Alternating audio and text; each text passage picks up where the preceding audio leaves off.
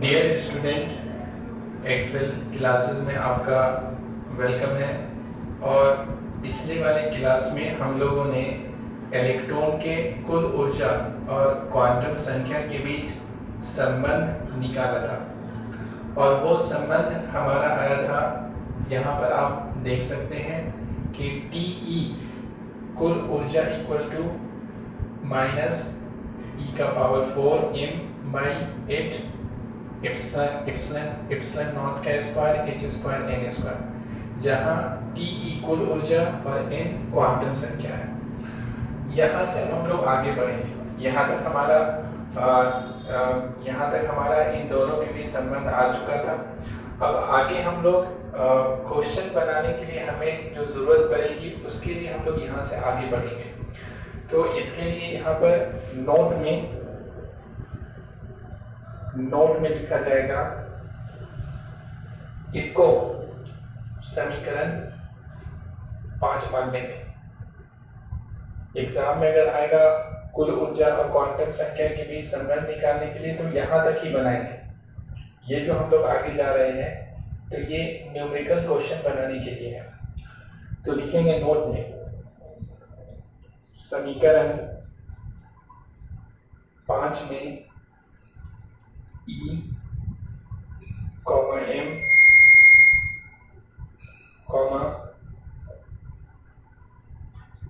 Epsilon not तथा h का मान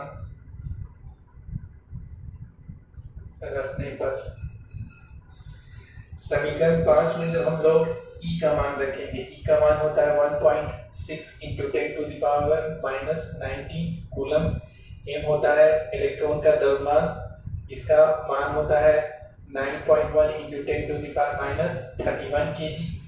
इसके बाद एप्सिलॉन नॉट का मान होता है 8.85 × 10⁻12 और h प्लांक नियतांक है, इसका मान होता है 6.63 × 10⁻34 जूल सेकेंड।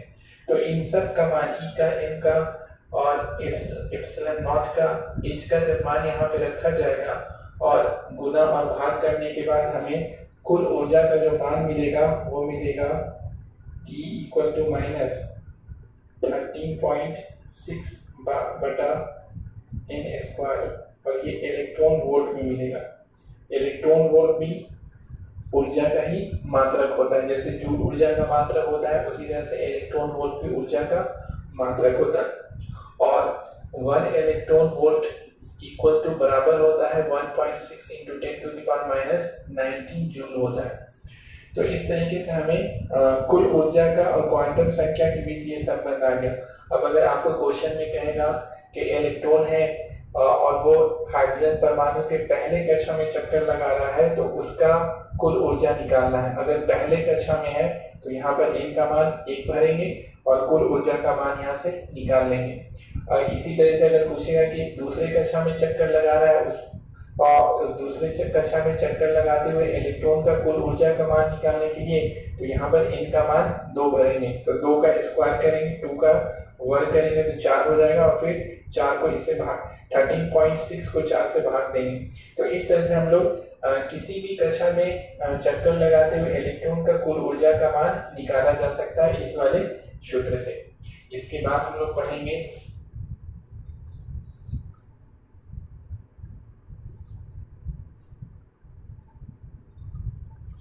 कुल ऊर्जा को T से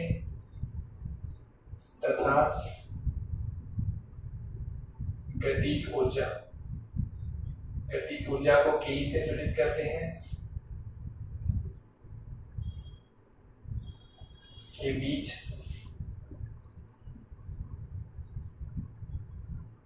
संबंध। तो यहाँ पे हम लोग को संबंध निकालना है कुल ऊर्जा और गतिज ऊर्जा के बीच संबंध। तो लिखेंगे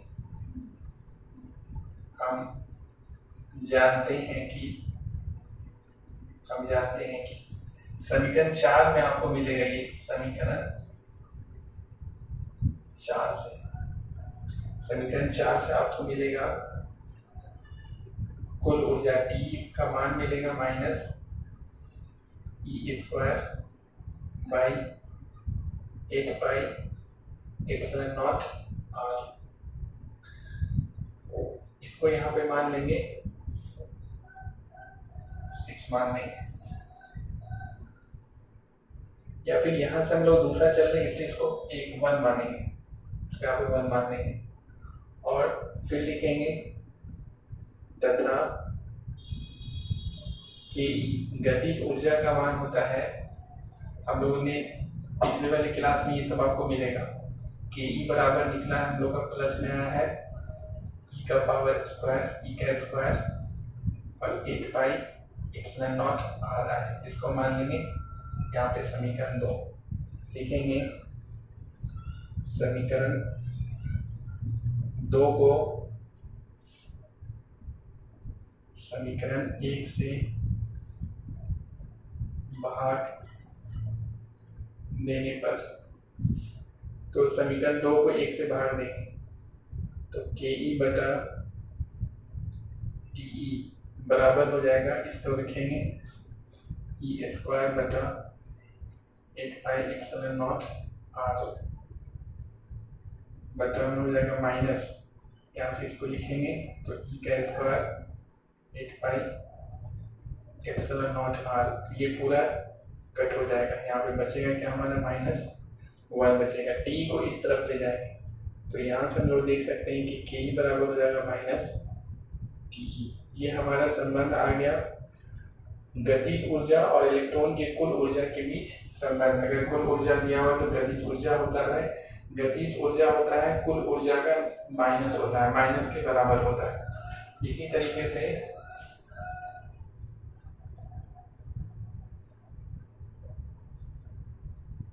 कुल ऊर्जा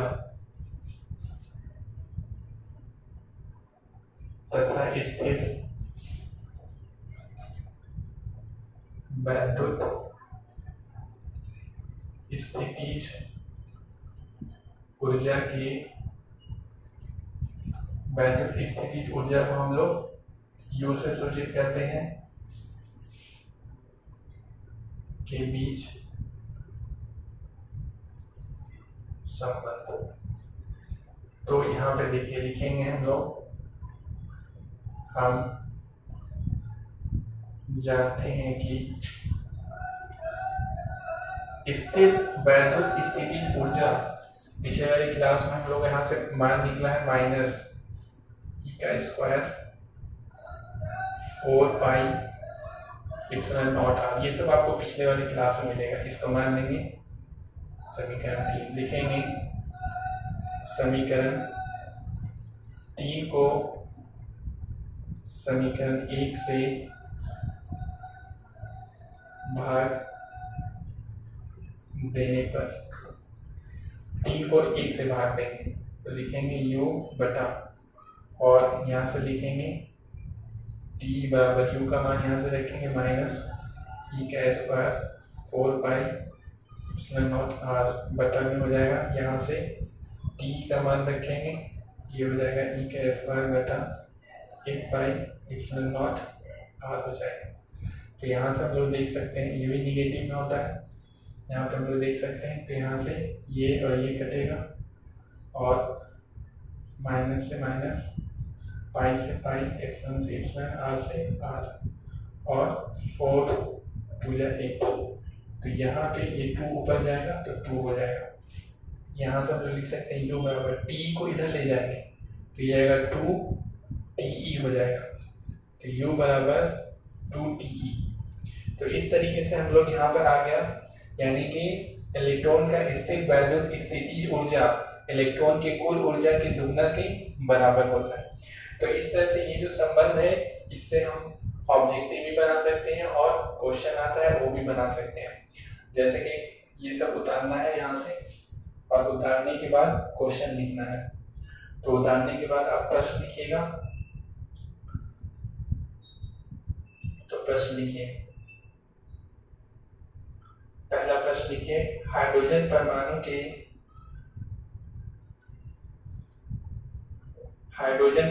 के पहले कक्षा में, हाइड्रोजन परमाणु के पहले कक्षा में चक्कर लगाते हुए इलेक्ट्रॉन, चक्कर लगाते हुए इलेक्ट्रॉन, चक्कर लगाते हुए इलेक्ट्रॉन, इलेक्ट्रॉन के कुल ऊर्जा का मान निकालें। इलेक्ट्रॉन के कुल ऊर्जा का मान निकालें। दूसरा प्रश्न लिखिए। हाइड्रोजन परमाणु के, दूसरा प्रश्न है, हाइड्रोजन परमाणु के दूसरे कक्षा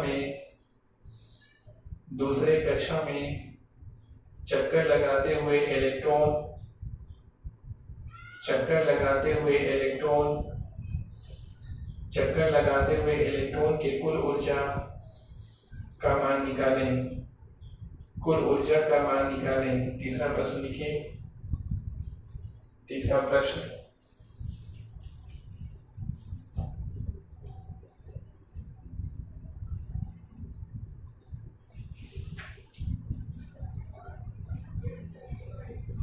देखिए हाइड्रोजन परमाणु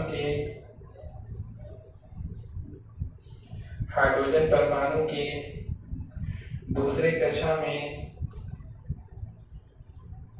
हाइड्रोजन परमाणु के दूसरे कक्षा में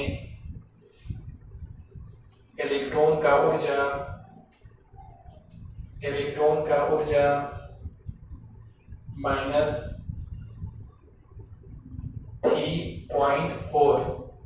-3.4 इलेक्ट्रॉन वोल्ट है, -3.4 इलेक्ट्रॉन वोल्ट है। तो इस अवस्था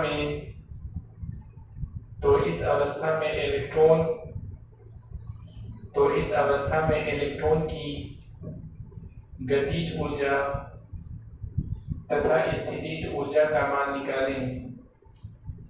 इलेक्ट्रॉन की गतिज ऊर्जा तथा स्थितिज ऊर्जा का मान निकालें।